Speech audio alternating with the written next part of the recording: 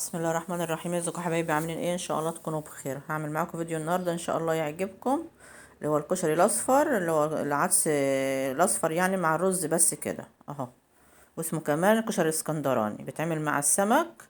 ممكن تعملي معاه كمان او مع السمك المشوي طبعا، ممكن تعملي معاه بطاطس متحمره يعني، وجبه كده لوحديه. وبيض مدحرج، البيض المدحرج هو بتسلقيه وتحمريه في الزبده او في السمنه. ومعاك اهوت الكشري الحبايه بحبايتها، مفيش واحده ماسكه في التانية. وهنقول لكم ازاي في ايه في الفيديو، يعني جوه الفيديو، يعني ازاي ما تمسكش الحبايه ايه في بعضيها، حبيت في بعضيها اهو. بتحمري معاها بصل كده زي ما انتم شايفين كده، بيديله طعم جميل وخلاص وطعم حلو. واهالينا زمان واجدادنا هنا كان لازم الكشري الاصفر دهوت مع السمك المشوي على طول اهو. والسمك بعد ما استوى اهوت، انا بحب اسوي السمك في البيت عشان مشوي بالذات، عشان من بره بسويش زي ما انا عايزاه، بجيبه طري مش مستوي كويس يعني. سمك اهوت بحيرة اهوت، سمك بلدي مش سمك مزارع. بتغسليه طبعا عشان لو فيه اي حاجة، وتغسلي النخشيش، وتغسليه عشان لو فيه رمل ولا طينة ولا حاجة تروح يعني. معايا بقى ردة ناعمة، لازم تشوف ردة ناعمة عشان ردة ناعمة بتمسك فيه اكتر من ردة الخشنة. تمسكي كده تعملي كده وتضغطي عليه بالردة، تحطي الردة وتضغطي عليه كده عشان الردة تمسك فيه برضو اكتر، عشان وانت بتشويه يعني ما الردة ما تنزلش من عليه. وجربوا طريقة الكشري بالسمك دي، طعمها في منتهى الجمال وطعمها حلو خالص، وهتعجبكم ان شاء الله اهو.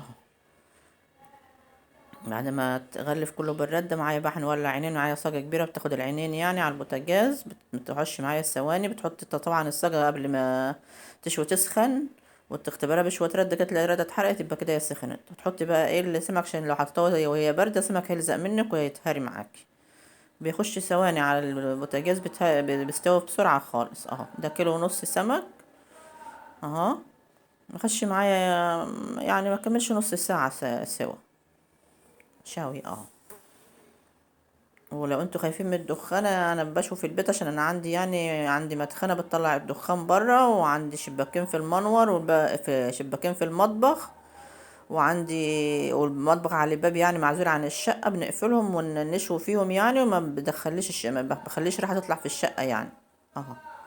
بعد ما استوى خلاص، بتسويه بقى بمزاجك وزي ما انت عايزه، اللي انت درجة السوا بتاعته يعني على راحتك، انت بتسويه على راحتك. هنعمل الدقة بتاعته اهوت. معانا التوم وفلفل اخضر وفلفل احمر وملح وكمون وشطة ايه حراقة ناعمة يعني. ومعانا خل بتدقيهم زي ما طلعت معاك كده. والسلطة بتاعت السمك بتحطي منها شوية على الدقة ديت، وتحطهم بقى على النار تغلي غلوة او غلوتين زي ما انتوا شايفينها كده. وتبدأ بقى تحطي في السمك، عشان الغلوة دي بتدي طعم حلو، اللي يخلي الحاجة الدقة تاخد وتدي مع بعضيها وتدي طعم حلو للسمك.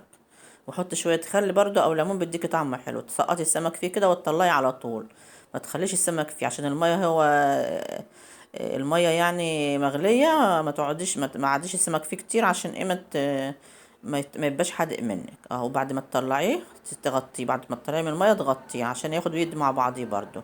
الغلوتين 3 دول الدقة ديت بتخلي السمك طعمه جميل خالص، ويبقى طعمه واخد من كل الدقة يعني. او السمك بعد ما استوى معانا وملحته، هنيجي بقى نحمر البصل للكشري. معانا كم بصلة كده تحمريهم على حسب كمية الكشري اللي عندك اهيت، بتحمريهم بس كده اهو. ازاي يبقوا معايا بقى عدس اهوت. يعني انت لو عندك نص كيلو هتعمل نص كيلو رز، حط ربع كيلو عدس، عشان العدس كتير في الرز بيخليه طعمه جميل خالص ويديله طعمه حلو يعني ومميز يعني.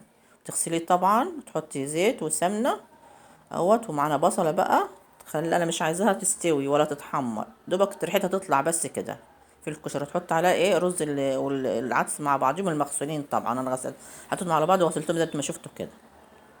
معانا معلقه توم صغيره اهيت برضو ما تتحمرش. ومعانا البهارات بتاعته، نص معلقه فلفل اسمر شاي، ومعلقه كمون شاي، ومعلقه ملح شاي. ما تحطيش فلفل اسمر كتير عشان ما يغمقهوش ليكي. وتحط ميه دوبك العدس يبقى باين كده من على الوش كده، يبقى شايفاه من على الوش العدس بالرز عشان ما يعجنش منك.